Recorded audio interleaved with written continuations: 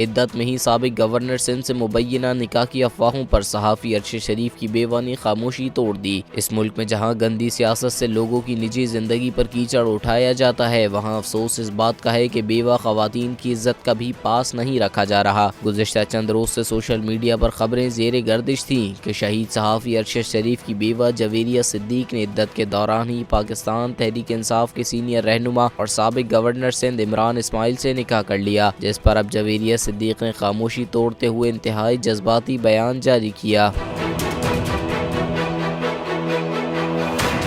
Twitter पर पैगाम जारी करते हुए जवेरिया सिद्दीक ने अपने शहीद शौहर को याद करते हुए लिखा कि अरशद शरीफ, तुम तो कहते थे ये मर्दों की जंगें हैं, बात औरतों तक नहीं आएगी, बेटियां बहनें साझी होती हैं। अरशद शरीफ, इस मुल्क में ऐसा नहीं होता, देखो बेवगी में भी मेरे सर से चादर खींच रहे हैं, क्या ये इस्लामी मुल्क है। एक और ट्वीट में उन्होंने अल्लाह से इंसाफ मांगते हुए लिखा कि मेरे शौहर को गोली मार दी और मुझे किरदार कशी से मारेंगे, या अल्लाह इंसाफ कर। जिस पर आवाम की जानिब से इजहार अफसोस और मजम्मत की जा रही है और अरशद शरीफ की बेवा को आवाम का कहना है कि हम आपके साथ हैं, अल्लाह की पकड़ से ये लोग नहीं बच सकेंगे।